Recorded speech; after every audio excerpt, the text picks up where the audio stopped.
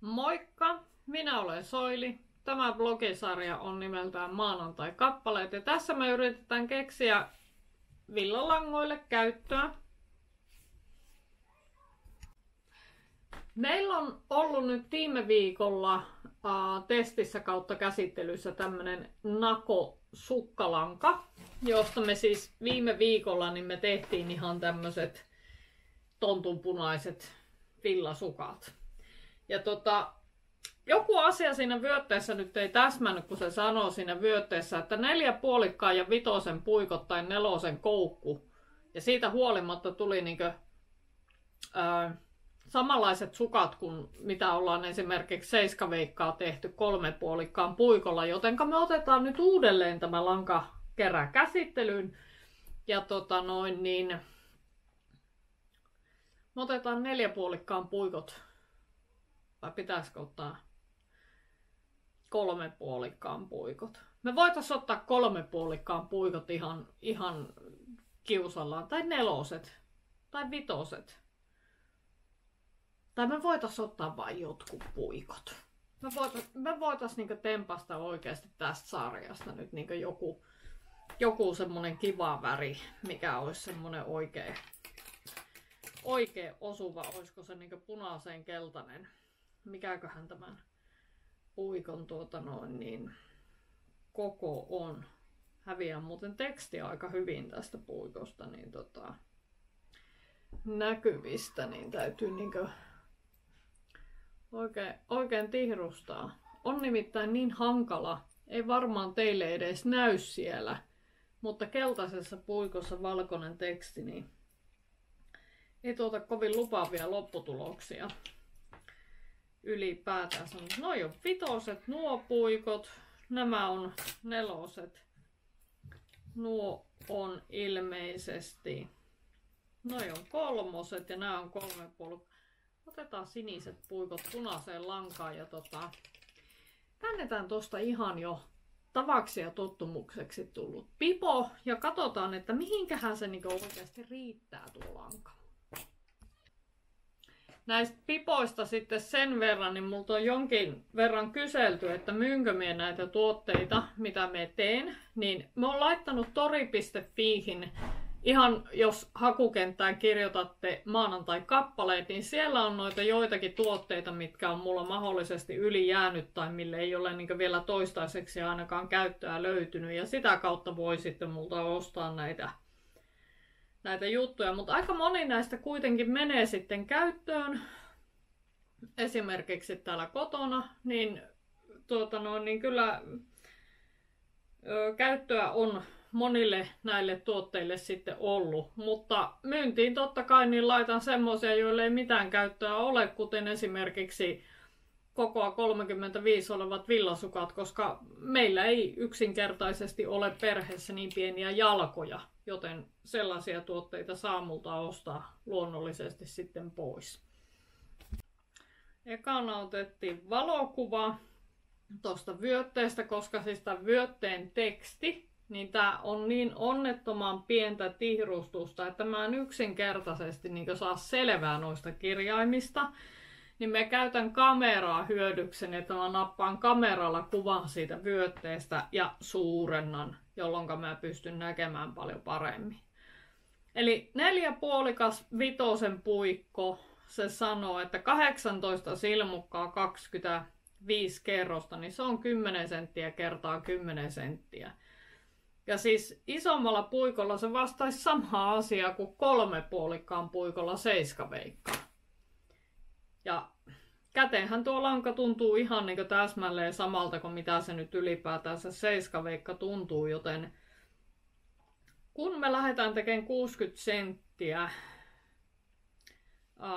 kattavan pipon, niin me otetaan 6 kertaa 18, niin meillä on 108 silmukkaa luotavana ja siitä lähtee pipo rakentumaan. Mä oon jotenkin hirmuisen kriittinen oikeasti tuon 108 silimukan kanssa, että voiko se oikeasti pitää paikkaansa edes, että 108 silimukkaa mukaan riittäisi johonkin. koska se ei ole niin kovinkaan monesti on riittänyt, mutta tuo nyt oli 150 senttinen kaapeli. No tää olisi 60 senttisen kaapeli. Niin otetaanpa se. Ja sitten otetaan siihen tosta noin tikkupinosta, niin otetaan siihen nyt sitten ne lyhyemmät tikut, niin saadaan tämä homma käyntiin. Me tarvitaan hakaneulaa, että me niin väännetään nämä tikkuset paikolleen riittävän lujasti. Siis mä olen ihastunut jostain syystä tämmöisiin vaihtopääpuikkoihin. Ja en moiti niin yhtään näitä peruskaupan juttuja, mutta näiden kanssa niin yksinkertaisesti, jos tarvii niin enemmän pituutta, niin sehän ei ole kuin vaihtaa niin kaapelia vaan. Tai yhdistellä niitä sitten parhaansa mukaan, mutta näiden kanssa on tietysti aina vähän värkättävä, tarvitaan vähän hakaneulaa ja sitten tarvitaan pikkasen mittanauhaa, että antaako tämä nyt sitten sen 60 senttiä. Anteeksi, tuollainen. Ja lyhyemmällä puikolla 54 senttiä, niin kyllä se kuule pipon pitäisi tähän mennä. Pipon pitäisi tähän mennä, jos se meinaa johonkin päähän ylipäätänsä laittaa. Nyt kun meillä on 108 silmukkaa tähän työhön luotuna, anteeksi raivaan hieman tilaa, pitäisi siivota tämä pöytä joku päivä. Ja varmasti siivoonkin, mutta ajan kanssa kun kiire ei oo.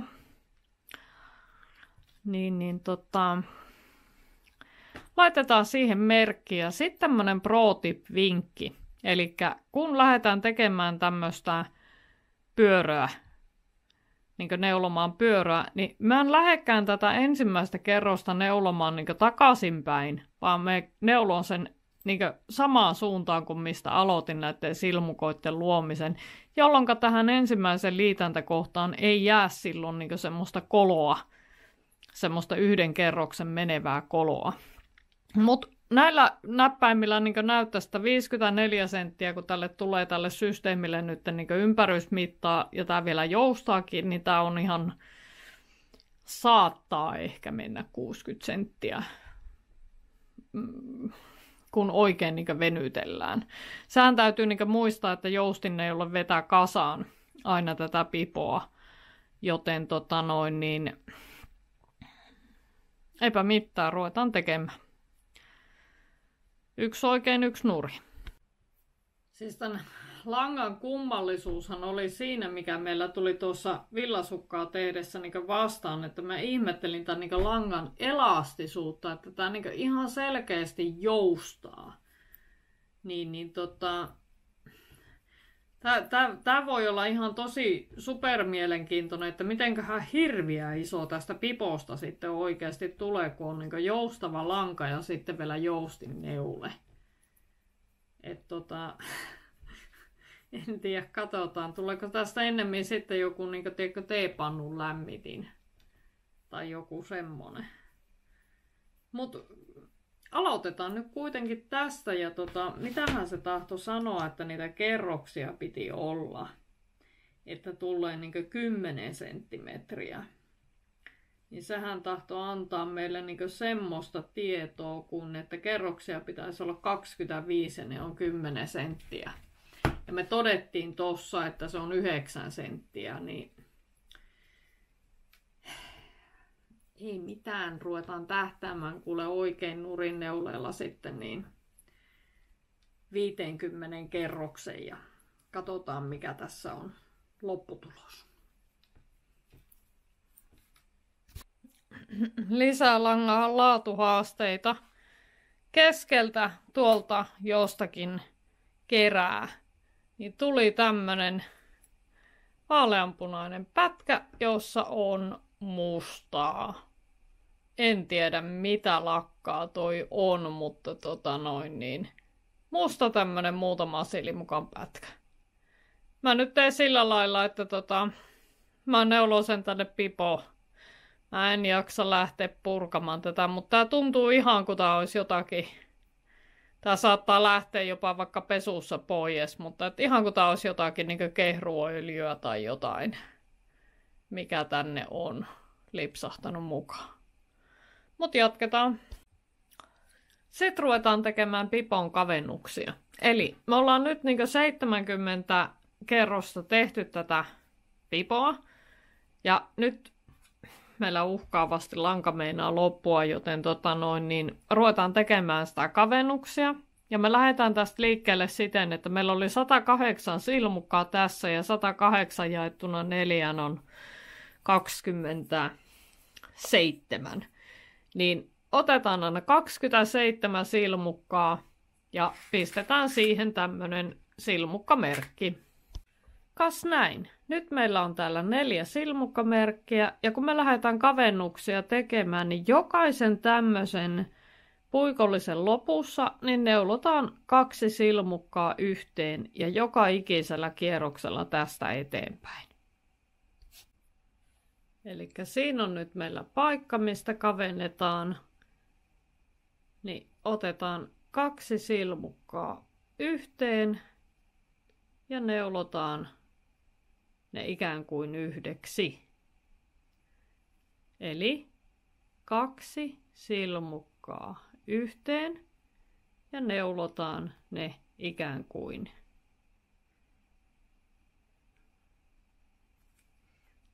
Paremmin lanka kätteen. Noin, niin neulotaan ne ikään kuin yhdeksi. Ja tämä tehdään siis jokaisesta silmukkamerkkiä ennen ja tästä eteenpäin niin kauan, että työssä on jäljellä 4 silmukkaa. Saa olla välillä vähän enemmänkin, jos haluaa päätellä pikkasen aikaisemmin, ettei tule niin teräväkärkinen hattu. Mutta tässä on yksi tämmöinen kavennustekniikka. Ja tämän näköinen siitä sitten tulee. Väläytän parin kerroksen päästä lisää. Nyt kun ollaan vähän matkaa tätä tehty näitä kavennuksia, niin tämmöinen siitä tulee. Eli se siististi ikään kuin yksi reuna lähtee vetämään tuohon suuntaan. Toki jos tekisi puikon alussa nämä kavennukset, niin se vetäisi tuohon toiseen suuntaan, mutta joka tapauksessa tälleen lähtee hupenemaan nämä silmukat. Sitten ei muuta kuin loppuun asti ja päättelemään. Ja kas näin on meillä tässä pipo. Pitäisikö tuohon vielä joku tupsu? No en minä tiedä, siis tämähän on ihan pipo. Ainakin minun mielestä tämä on ihan toimiva pipo tälläkin lailla. Siis ainoa mikä tossa on, niin siinä on nyt se musta juttu. Se joku laatuvirhe. Pitäisikään mun vielä kokeilla tämän pipon kohdalla semmonen tempaus, että mä iskentä pesukoneeseen. Katsotaan lähteekö tuo pois. Ja toisenakin, että mitä ihmettä tällä langalle tapahtuu, kun tämä ainakin väittää tämä vyöte, että tämä on konepestävä, mutta sen tarkempaa tietoahan ei tietenkään ole kerrottu, että missä lämpötilassa tai jossain tämmöisessä, niin voitaisiin kyllä lätkästä tää nyt oikeasti pesukoneeseen. Katsotaan. Emme menetä mitään. Siis menetämme ehkä korkeintaan 1 pipon, mutta emme mitään se arvokkaan. 5 grammaa jäi lankaa jäljelle. Koska langan vyöte ei kerro meille koko totuutta, niin kuin muun muassa tämän kyseisen pipon kestävyydestä pesukoneessa, niin meillä on erittäin hyvä syy kokeilla se asia. Täällä on nimittäin tämä kyseinen pikkuinen tahra ja me kysymme tältä langalta toisin sanoen parhaiksi tuntemallamme tavalla, eli sinne vaan koko systeemi kaikkineen, sukkineen ja muineen näkee. Eikä me luonnollisesti mitenkään hellävaraisimpia tämän homman kanssa olla, vaan me lyödään tämä puuvilla 60 astetta täyslinkous. Hei hei! No niin, nyt jännitys tiivistyy, ruvetaan settiin tältä pipoa. Mistä se mahdollisesti löytyisi? Onko kutistunut niin pieneksi, ettei löydy enää ollenkaan? Ei löydy ollenkaan. Löyty.